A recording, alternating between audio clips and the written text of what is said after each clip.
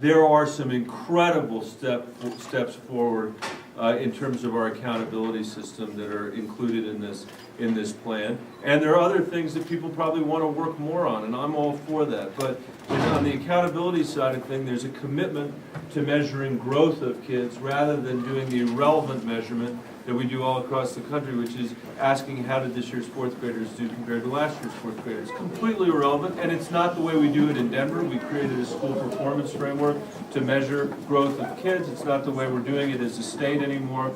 And that's one of the places actually where Colorado has led. The teachers that I know think that's an enormous step forward. It is everybody's responsibility. The outcomes that we have in this country today for children living in poverty are unacceptable by any measure. And in many respects, we are beginning to fall behind other countries around the world. When the last president became president just 10 years ago, we led the world in college degrees, and 10 years later, we're 15th and fallen. The real work, by the way, all gets done here. It's not what's happening back there. My job is to take what I learned from all the good people at Brown Elementary and all the schools across the district and take it back to inform the policy debate that we're having. Worried that all the focus on healthcare this weekend for the last year has shifted attention away from important issues like education? Well, I think that it's time for the Senate in particular to be able to learn how to walk and chew gum at the same time.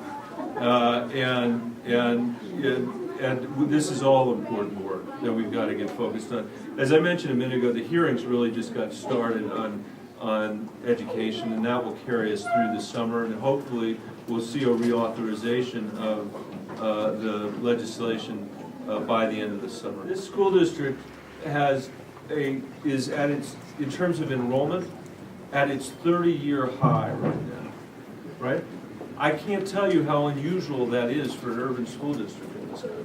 I mean, it is one of the very few where that you can say that. And there are districts all across the country right now, Kansas City being a good example, Detroit being another example, where staggering numbers of schools are being closed. On the issue that you raised, my commitment is to great schools. That's all I care about, where kids are learning and where kids are thriving and where they're able to engage their intellects and their curiosities. And I think we do ourselves a disservice when we have political arguments that are not focused on that question. And we've seen some greats at this school. This school, went through a complete redesign about 4 years ago, and I think the people that are here from the community would back me up in saying that it's changed an awful lot in that period of time. We need more change, like the change that's represented by Brown Elementary, as far as I'm concerned.